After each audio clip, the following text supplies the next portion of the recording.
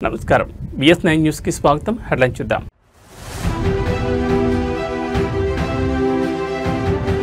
Bihar CM పదవికి నితీష్ కుమార్ రాజీనామా governor కలిసి రాజీనామా అందించిన నితీష్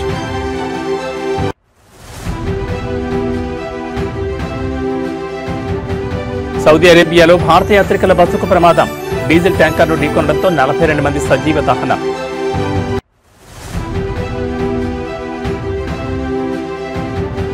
ఐబొమ్మ రవి వద్ద 50 లక్షల మంది డేటా ఉంది 20 కోట్లు సంపాదించాడని సిపి సజ్జనార్ వెల్లడి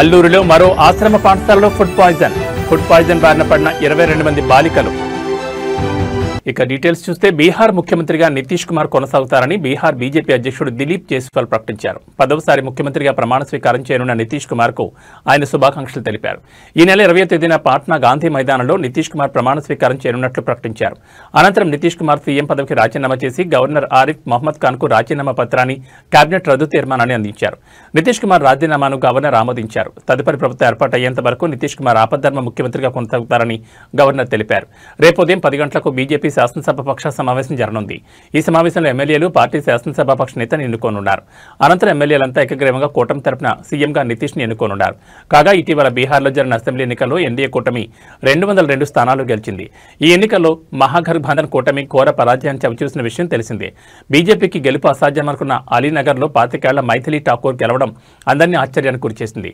కాగా నితీష్తో పాటు మంత్రులుగా ఎవరెవరు ప్రమాణ స్వీకారం చేస్తారన్న విషయంపై ఇంకా స్పష్టత రావాల్సి ఉంది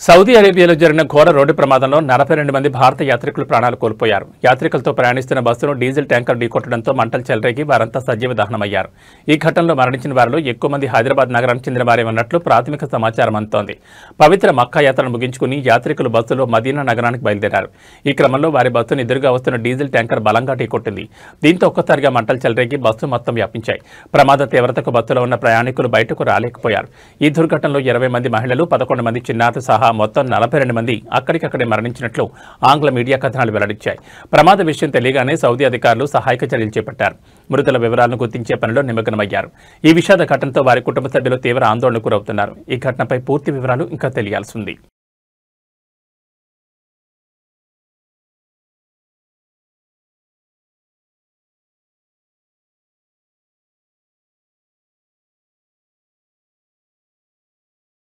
తెలుగు సినీ పరిశ్రమకు వేల కోట్ల నష్టం కలిగిస్తున్న ఐబొమ్మ పైరసీ వెబ్సైట్ కేసులో ప్రధాన సూత్రధారి ఇమ్మడి రవిని అరెస్ట్ చేసినట్లు హైదరాబాద్ నగర పోలీస్ కమిషనర్ సిపి సజ్జనార్ వెల్లడించారు. ఈ కేసులో ఆయన విస్తుపోయే నిజాలను మీడియా ముందుంచారు. ఈ రోజు కమాండ్ కంట్రోల్ సెంటర్లో చిరంజీవి, నాగార్జున, దర్శకుడు రాజమౌళి, నిర్మాత దిల్రాజ్ తదితరులు సిపి సజ్జనార్తో భేటీ అయ్యారు. ఐబొమ్మ నిర్వాహకుని పట్టుకున్నందుకు సైబర్ క్రైమ్ పోలీసులను వారు అభినందించారు. ఈ భేటీ అనంతరం సిపి సజ్జనార్ మీడియాతో మాట్లాడుతూ పైరసీ దేశవ్యాప్తంగా సినీ పరిశ్రమ దెబ్బతీస్తోందని ఆవేదన వ్యక్తం చేశారు. ప్రధాన సూత్రధారి ఇమ్మడి రవిని ఎట్టకేలకు అరెస్ట్ చేశాం. బాలీవుడ్, టాలీవుడ్ చెందిన వేలాది సినిమాలను ఇతడు పైరసీ చేశాడు. పైరసీ ద్వారా సుమారు 20 కోట్లు సంపాదించినట్లు ఒప్పుకున్నాడు. అతని నుంచి 3 కోట్లు స్వాధీనం చేసుకున్నామని తెలిపారు. రవి వద్ద సుమారు 50 లక్షల మంది సబ్స్క్రైబర్ల డేటా ఉందని, ఈ డేటాను దుర్వినియోగం చేసే ప్రమాదం కూడా ఉందని సజ్జనార్ హెచ్చరించారు. పైరసీ వెబ్సైట్ల ముసుగులో బెట్టింగ్ యాప్లను కూడా ప్రమోట్ చేశారని, దీనివల్ల ఎంతో మంది యువకులు ప్రాణాలు తీసుకుని తల్లిదండ్రులకు కడుపుకోత మిగిల్చారని అన్నారు. ఒక వెబ్సైట్ను బ్లాక్ చేస్తే మరో దాన్ని సృష్టిస్తూ రవి మొత్తం 65 మిర్రర్ వెబ్సైట్లను నడిపినట్లు గుర్తించారు. ఇమ్మడి రవికి ముందు నుంచే నేర చరిత్ర ఉందని, మహారాష్ట్రలో ప్రహ్లాద్ పేరుతో నకిలీ డ్రైవింగ్ లైసెన్స్, పాన్ కార్డు సృష్టించాడని సజ్జనార్ తెలిపారు. కరేబియన్ దీవుల్లో పౌరసత్వం కూడా తీసుకున్నాడని, అమెరికా, నెదర్లాండ్స్లో సర్వర్లు ఏర్పాటు చేసి ఈ పైరసీ సామ్రాజ్యాన్ని నడిపాడని వివరించారు. ఈ కేసులో గతంలోనే దుద్దెల శివరాజ్, ప్రశాంత్ అనే ఇద్దరిని అరెస్ట్ చేశామని, రవిపై ఐటీ, కాపీరైట్ చట్టాల కింద మొత్తం 5 కేసులు నమోదు చేసినట్లు వెల్లడించారు. ఈ ఒక వెబ్సైట్ ఒకటి బ్లాక్ చేస్తే ఆయన మళ్ళీ ఇంకోటి మిర్రర్ చేస్తూ దాదాపు 65 మిర్రర్ వెబ్సైట్స్ ని ఆయన రన్ చేసేవాడు. ఆయన ఒక మొత్తం ఆయనని ఇన్వెస్టిగేట్ చేసిన తర్వాత ఆయన దగ్గర ఉన్న హార్డ్ డిస్క్ అంతా రికవర్ చేసిన తర్వాత దాదాపు 21,000 సినిమాస్ ఆయన హార్డ్ డిస్క్ లో పెట్టడం జరిగింది.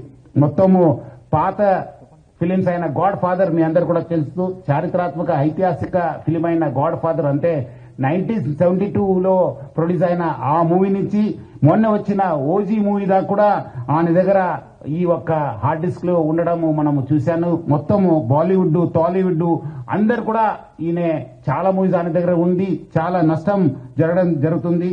అదేవిధంగా ఆయన ఇప్పటిదాకా ఒక 20 crores సంపాదన చేశారని చెప్పి ఆయన వెల్లడించారు. మనం దాంట్లో 3 కోట్ల రూపాయలు మనము సీజ్ చేయడం జరిగింది. అది ఇంకా మనం ఆయన ఫైనాన్షియల్ డీటెయిల్స్, ఆయన మనీ లాండరింగ్ ప్లస్ ఏం చేశారు, ఎక్కడెక్కడ చేశారు, ఈ ర్యాకెట్ లో మొత్తం ఏముందని తెలుసుకోవడానికి ఆయన పోలీస్ కస్టడీ కూడా మనం అడగడం జరిగింది. అది వచ్చిన తర్వాత కూడా ఇంకా మనము ఆయన దగ్గర ఉన్న విషయం పైన మనం రాపట్టుకోవడానికి మా వంతు కృషి చేయడం జరుగుతుంది. మొత్తం ఈ కేసెస్ పైన కూడా, ఎందుకంటే ఇది ఇంటర్నేషనల్ లింక్స్ ఉంది, ఇంటర్నేషనల్ నుంచి అక్కడ వేరే దగ్గర నుంచి కూడా ఆయన ఆపరేట్ చేయడం జరుగుతుంది. సో ఆయన దగ్గర నుంచి కూడా మనము ఇన్ఫర్మేషన్ రాపట్టుకోవాలి. అందుకు మనము సిబిఐ మళ్ళీ ఎన్ఫోర్స్మెంట్ డైరెక్టర్ అధికారులను కూడా మనము అప్రమత్తం చేయడం జరుగుతుంది. అక్కడ కూడా మనం సేకరించిన ఇన్ఫర్మేషన్ పెట్టుకొని అంతా ఇప్పుడు ఆయన అక్కడ మహారాష్ట్రలో డ్రైవింగ్ లైసెన్స్ తీసుకున్నారు. ప్రహ్లాద్ కుమార్ వెల్లెల్లా అని చెప్పి ఆ పేరుతోనే ఆయన టేకన్ డ్రైవింగ్ లైసెన్స్, అదేవిధంగా పాన్ కార్డు కూడా అదే పేరుతోని తీసుకోవడం జరిగింది. ప్రహ్లాద్ కుమార్ వెల్లెల్లా, సన్ ఆఫ్ నరసింహ వెల్లెల్లా అని చెప్పి కూడా ఆయన ఈ ఒక లైసెన్సెస్, పాన్ కార్డ్స్ కూడా తీసుకోవడం జరిగింది. ఇక్కడ కూడా మన దగ్గర కూడా సేమ్ మన ఆంధ్రప్రదేశ్ ట్రాన్స్పోర్ట్ డిపార్ట్మెంట్ కూడా లైసెన్స్ తీసుకోవడం జరిగింది. సో ఇట్లానే ఫస్ట్ నుంచే ఆ ఒక్క క్రిమినల్ మెంట్ ఆఫ్ మైండ్ ఉండడంతోనే ఈ అంతా లోతుగా టెక్నాలజీ యూజ్ చేసుకుంటూ ఈ పైరసీ లో ఇన్వాల్వ్ కావడం జరిగింది. ఎప్పుడు పోలీస్ ఆనే వెంబడబడినారు, ఎప్పుడు ఫిలిం ఇండస్ట్రీ అప్రమత్త అయింది. ఆయన ఉన్న మన ఇండియన్ సిటిజన్షిప్ కూడా మనము ఆయన గివప్ చేసి ఆయన ఇప్పుడు ఈ Saint Kitts and navies country ఒక సిటిజన్షిప్ కూడా తీసుకున్నారని.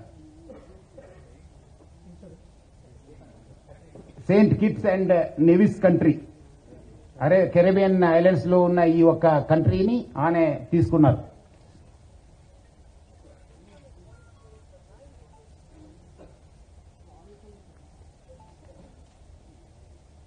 అదేవిధంగా ఆయన అక్కడ ఫ్రాన్స్ లో ఉంటూ మొత్తము Netherlands, Switzerland, USA, Thailand, France, Dubai లో బాగా తిరిగేవాళ్ళు. సో మొత్తం ఆయన ఈ ఒక్క వెబ్సైట్ డెవలప్మెంట్ లో, డిజైనింగ్ లో, హోస్టింగ్ లో చాలా అంటే చాలా ఎక్స్పర్ట్. అంటే చాలా సంవత్సరం నుంచి ఆ ఒక విద్యాన్ని నేర్చుకొని ఈ ఒక నాలెడ్జ్ ని పెంచుకొని ఇదంతా ఐబొమ్మ, బొప్పం టీవీని ప్రమోట్ చేయడం జరుగుతుంది. 2019 నుంచి ఈ ఒక ఐబొమ్మ వెబ్సైట్ ని స్టార్ట్ చేసి మొత్తం అనే సర్వర్స్ అంతా అమెరికా, స్విట్జర్లాండ్స్ లో పెట్టడం జరుగుతుంది, నెదర్లాండ్స్ లో పెట్టడం జరుగుతుంది. మొత్తం అనే 110 డొమైన్స్ ని ఆయన పర్చేస్ చేశారు. పోర్క్బన్ కంపెనీ అని చెప్పి దాని ద్వారా ఆయన 110 డొమైన్స్ ని పర్చేస్ చేయడం జరుగుతుంది. ఒక డొమైన్ ను మనం బ్లాక్ చేస్తే నెక్స్ట్ ఇంకోటి డొమైన్ ఓపెన్ చేసేది. సో ప్రతిదాని కూడా ఒక లింక్ పెట్టుకుని ప్రతిదాని కూడా ఒక స్కీమ్ పెట్టుకుని అని ఒక పైరసీ ర్యాకెట్ ని చేయడం జరుగుతుంది. అదేవిధంగా మనము ఓటీటీ ఫిలిమ్స్ లో ఉన్నది కూడా ఆయన యూస్ టు మంచి క్వాలిటీ చేసేసి ఆయన అప్లోడ్ చేసేవాడు ఆయన ఒక వెబ్సైట్ లో. దానివల్ల కూడా బాగా కొత్త టెక్నాలజీ యూజ్ చేసుకుని స్క్రీన్ రికార్డింగ్ చేసి దాన్ని కూడా ఎడిట్ చేసి ఈ ఒక మూవీస్ అన్ని కూడా అప్లోడ్ చేసేవాడు. అదేవిధంగా కొత్త మూవీస్ కూడా సీక్రెట్ కెమెరాస్ పెట్టి టెక్నాలజీ యూజ్ చేసి కొంచెం హై ఎండ్ టెక్నాలజీ యూజ్ చేసి కూడా ఆయన రిలీజ్ చేసేవాళ్ళు. ఇదంతా కూడా ఆయన ఒక జూబ్లీహిల్స్ ఎన్నికల్లో బీఆర్ఎస్ ఓటమి తర్వాత కవిత చేసిన వ్యాఖ్యలపై ఆ పార్టీ నేతలు ఒక్కొక్కరుగా స్పందిస్తున్నారు. కవిత టార్గెట్ గా విమర్శలు, ఆరోపణలు చేస్తున్నారు. తాజాగా బీఆర్ఎస్ ఎమ్మెల్యే కేపీ వివేకానంద సంచలన వ్యాఖ్యలు చేశారు. కవితకు గత 10 ఏళ్లలో ఎంపీగా, ఎమ్మెల్సీగా పదవులు అనుభవించినప్పుడు కనిపించని సమస్యలు ఇప్పుడే కనిపిస్తున్నాయని ప్రశ్నించారు. ఆమె ఎవరిని సంతోషపెట్టడానికి, ఎవరికి ప్రయోజనం కలిగించడానికి, ఏ పార్టీకి లాభం చేకూర్చడానికి ఇలాంటి వ్యాఖ్యలు చేస్తున్నారని అడిగారు. జూబ్లీహిల్స్ ఫలితాల తర్వాత వ్యంగ్యంగా కామెంట్లు చేయడం, కృష్ణార్జున్లు అంటూ సెటైర్లు వేయడం ఎవరిని సంతోషపెట్టడానికని ప్రశ్నించారు. కవిత కాంగ్రెస్ పార్టీ ట్రాప్లో పడ్డారని ఆరోపించారు. మరి ఎన్నికల్లో ఫలితాలు వచ్చిన తర్వాత ఈ రకమైన విశ్లేషణ చేసి మమ్మల్ని దూషించడం, మమ్మల్ని తప్పుపట్టడం, కృష్ణార్జునులు అని చెప్పి ఒకరిపైన ఒకరిని వ్యంగ్యాస్త్రాలు చేసి సెటైర్లు వేసి ఎవరిని సంతోషపెట్టడానికి కాంగ్రెస్ పార్టీ ఒక నెరేటివ్ లో ఒక ట్రాప్ లో పడ్డదని చెప్పి స్పష్టంగా ప్రజలందరూ కూడా నమ్ముతా ఉన్నారు. ఆశ్చర్యం అంటే ఆశ్చర్యం కలుగుతా ఉన్నది, ఆశ్చర్యాన్ని కలిగిస్తా ఉన్నాయి. అసలు 10 సంవత్సరాల కాలం పాటు వారు ఎంపీగా, ఎమ్మెల్సీగా మరి పదవిలో ఉన్నప్పుడు కనబడే తప్పులు ఈరోజు ఎందుకు కనిపిస్తున్నాయి అని ఒక ప్రశ్న తెలంగాణ సమాజం అందరి మనసులో ఉత్పన్నమవుతామన్న సంగతి నేను సందర్భం గుర్తు చేస్తా ఉన్నాను. వారు ఎవరికి సంతోషపెట్టడానికి, ఎవరికి ప్రయోజనం కలిగించడానికి, ఏ పార్టీకి లాభం చేకూర్చడానికి ఈ వ్యాఖ్యలు చేస్తుందో ఒక్కసారి కవితక్క గారు ఆత్మవిమర్శ చేసుకోవాల్సిన అవసరం ఉందని చెప్పేసి ఈరోజు బీఆర్ఎస్ పార్టీ అభిప్రాయపడుతా ఉన్నది. ఆంధ్రప్రదేశ్ రాష్ట్రంలోని రైతులకు శుభవార్త. అన్నదాత సుఖీభవ మరియు పీఎం కిసాన్ పథకాల 2వ విడత నిధుల విడుదలకు సిద్ధమైంది ప్రభుత్వం. ఈ నిధుల విడుదలపై రాష్ట్ర వ్యవసాయ శాఖ చర్యలు వేగవంతం చేసింది. ఈ నేపథ్యంలో వ్యవసాయ శాఖ మంత్రి అచ్చెన్నాయుడు అధికారులతో సమీక్ష నిర్వహించారు. టెలికాన్ఫరెన్స్ ద్వారా వ్యవసాయ శాఖ ముఖ్య కార్యదర్శి, డైరెక్టర్, అన్ని జిల్లాల వ్యవసాయ శాఖ జేడీలకు మంత్రి మార్గదర్శకాలు జారీ చేశారు. ఈ నెల 19వ తేదీన అన్నదాత సుఖీభవ పథకం నిధులు విడుదల చేయనున్నారు. అదే రోజున పీఎం కిసాన్ పథకం కింద కేంద్ర ప్రభుత్వం కూడా రైతుల ఖాతాల్లో నిధులు జమ చేయనుంది. వైఎస్ఆర్ జిల్లా కమలాపురం నియోజకవర్గంలో ముఖ్యమంత్రి నారా చంద్రబాబు నాయుడు ఆధ్వర్యంలో కార్యక్రమం నిర్వహించనున్నారు. ఇక సమీక్షా సమావేశంలో మంత్రి అచ్చెన్నాయుడు కీలక నిర్ణయాలు తీసుకున్నారు. చనిపోయిన రైతుల వారసులకు డెత్ మ్యూటేషన్ చేసి పథకం వర్తించేలా చర్యలు తీసుకుంటున్నారు. ఎన్పీసీఏలో ఇన్యాక్టివ్గా ఉన్న ఖాతాలను యాక్టివేట్ చేయాలని ఆదేశాలిచ్చారు. అర్హత ఉన్న రైతులు సులభంగా రిజిస్టర్ చేసుకునేలా ఆన్లైన్ వ్యవస్థను సింప్లిఫై చేయాలని సూచించారు. ఈ విడతలో మొత్తం లబ్ధిదారుల సంఖ్య 46,62,904 మంది రైతులుగా ఉంది. రైతులకు జమ అయ్యే మొత్తం 7,000. ఇందులో రాష్ట్ర ప్రభుత్వం 5,000, కేంద్ర ప్రభుత్వం 2,000 చొప్పున జమ చేయనున్నారు. 2 పథకాల కింద విడుదలయ్యే మొత్తం నిధులు 3,77.77 కోట్లు. ఇక రాష్ట్ర ఆర్థిక వ్యవస్థకు రైతు బలం. అర్హులైన ప్రతి రైతుకు పథకం లబ్ధి అందేలా అధికారులు సమగ్ర ప్రణాళికతో పనిచేయాలని అని అధికారులను ఆదేశించారు మంత్రి అచ్చెన్నాయుడు.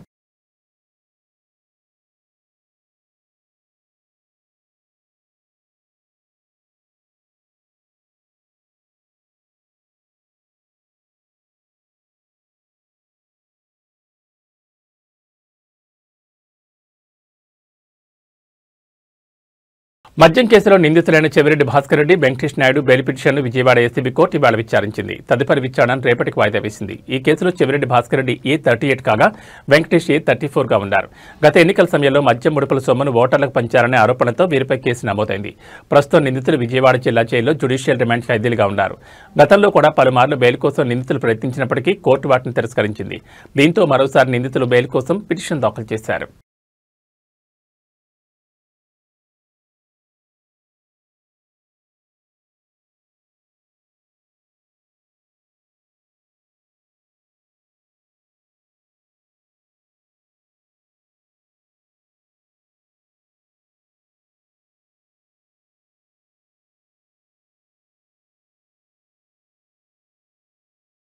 అల్లూరు సీతారామరాజు జిల్లాలోని మరో గిరిజన ఆశ్రమ పాఠశాలలో ఫుడ్ పాయిజన్ ఘటన వెలుగులోకి వచ్చింది. వివరాలకు వెళ్తే జిల్లాలోని కొయ్యూరు మండలం రాజేంద్రపాలెం ఆశ్రమ పాఠశాలలో ఫుడ్ పాయిజన్ జరిగింది. దీనివల్ల అక్కడ ఉంటున్న 22 మంది బాలికలు బాధితులుగా మారారు. వాంతులు విరేచనాలతో బాధపడ్డారు. వారిని పాఠశాల సిబ్బంది చికిత్స నిమిత్తం ఆసుపత్రికి తరలించారు. ఆసుపత్రిలో వైద్యులు వారికి చికిత్సను అందిస్తున్నారు. ప్రస్తుతం విద్యార్థుల ఆరోగ్యం నిలకడగానే ఉందని అధికారులు తెలిపారు. ఘటనపై విచారణకు ఆదేశించారు. అయితే నవంబర్ 13న అల్లూరు సీతారామరాజు జిల్లాలోని చీకేవీధి మండలం జర్రెల గిరిజన ఆశ్రమ పాఠశాలలో ఫుడ్ పాయిజన్ ఘటన జరిగింది. రాత్రి భోజనం తర్వాత విద్యార్థులు వాంతులు కడుపు నొప్పితో విలవెల్లాడారు. 29 మంది విద్యార్థులకు సీరియస్ కావడంతో తక్షణమే వారిని స్థానిక ఆసుపత్రికి తరలించి చికిత్స అందించారు.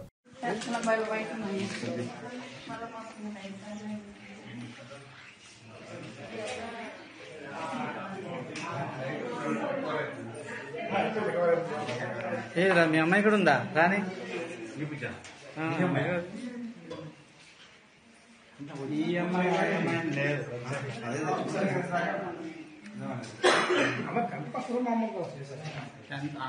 అందరూ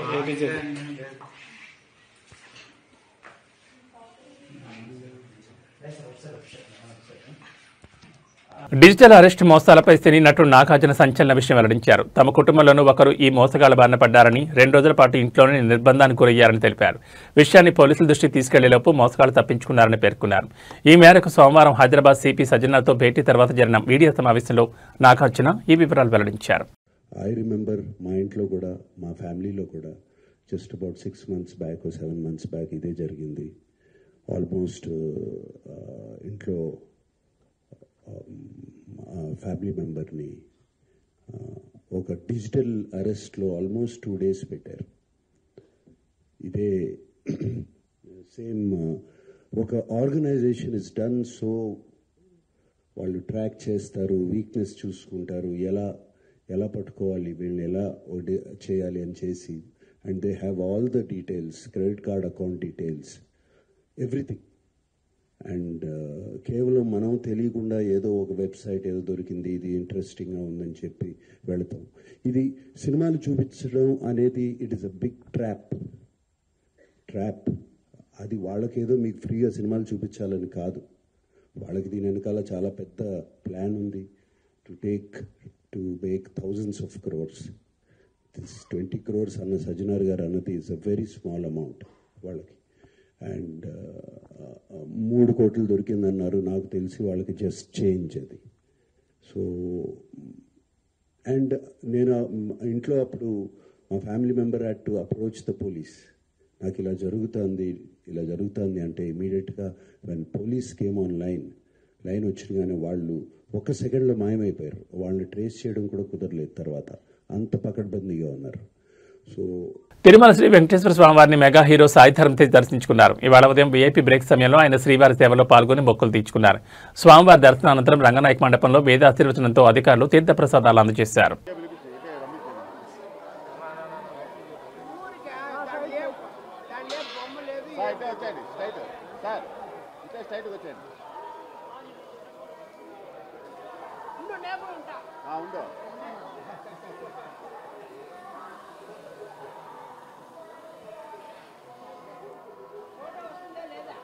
ఫోటో వస్తుంది, మీకు లేట్గా వస్తుంది. ఆమా ఆశీర్వాదం పొందాం. ఓకే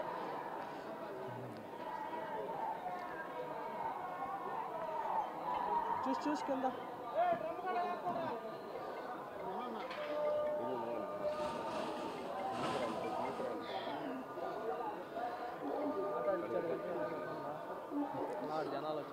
సార్ వీడియో పెట్టేద్దాం వయసు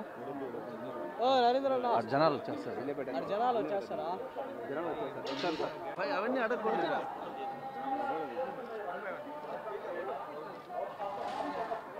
బాబా మీరంతా కొద్దిగా జరిగితే నేను తీసుకుంటాను.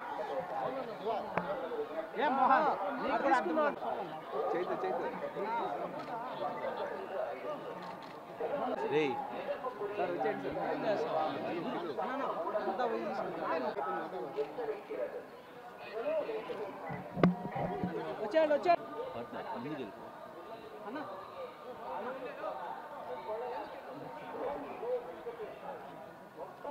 చేతు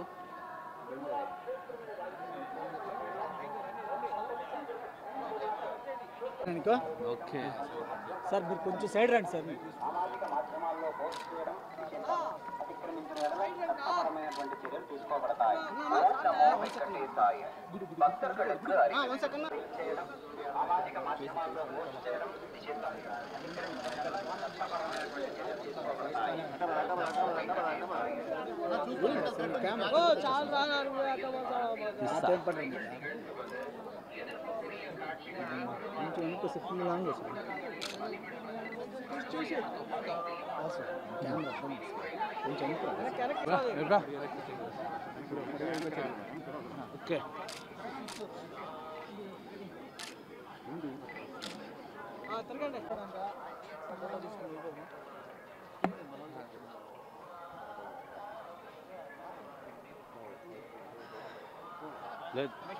ఓకే ఏం లేదండి, స్వామివారికి థ్యాంక్స్ చెప్తాను వచ్చానండి. ఆయన నాకు మంచి సినిమాలు ఇచ్చారు, మంచి లైఫ్ ఇచ్చారు. సో ఆయనకి థ్యాంక్స్ చెప్పుకుందాం వచ్చాను.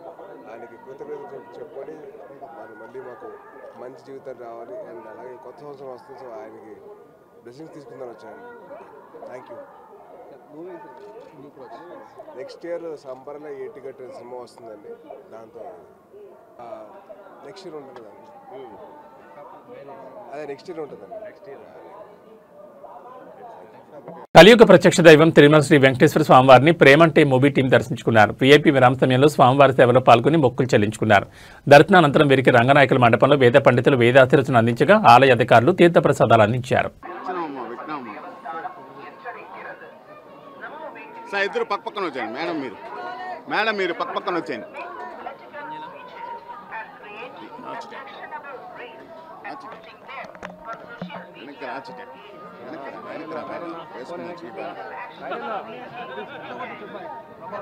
విశ్వ ఎందోను అది వేసుకు ఇప్పుడే.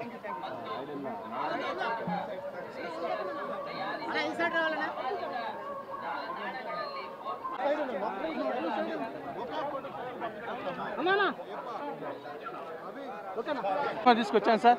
Straight straight straight sir. Sir అన్న ఒకసారి రా అన్న, చూడాలని ఉంది. ఒక్కసారి రా అన్న. మేడం సార్తో రండి.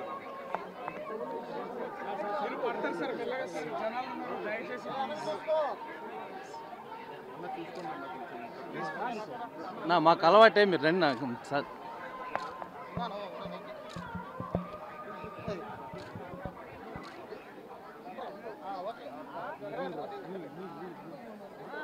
మేడం ముందుకు రండి. మేడం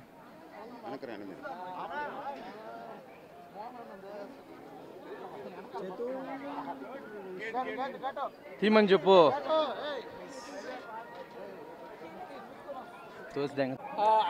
ప్రేమంటే సినిమా ప్రమోషన్స్ కానీ నిన్న తిరుపతి వచ్చాము. సో తిరుపతి వస్తే ఖచ్చితంగా తిరుమల రావాలని అందరికీ ఉంటుంది. సో తిరుమల ఇవాళ మార్నింగ్ ఇప్పుడే దర్శనం బాగా జరిగింది. ఆలయ కమిటీ అందరికీ, తర్వాత మాకు హెల్ప్ చేసిన అందరికీ కూడా చాలా చాలా థ్యాంక్స్.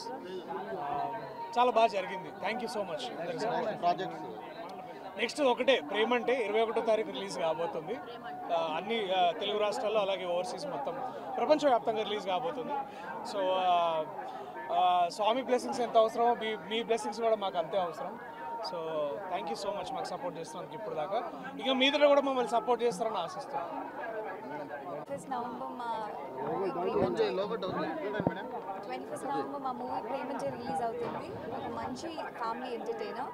చాలా సంతోషంగా ఉంది. ఈరోజు ఇక్కడ తిరుపతికి నేను ఆల్మోస్ట్ 15 ఇయర్స్ తర్వాత వస్తున్నాను. చాలా చాలా బ్లెస్డ్గా అనిపిస్తుంది. అందరూ చూడండి, ప్లీజ్ సపోర్ట్ చేయండి. Thank you. ఇవి ఈ బులెటిన్ విశేషాలు. మరో బులెటిన్లో మళ్ళీ కలుసుకుందాం. నమస్కారం.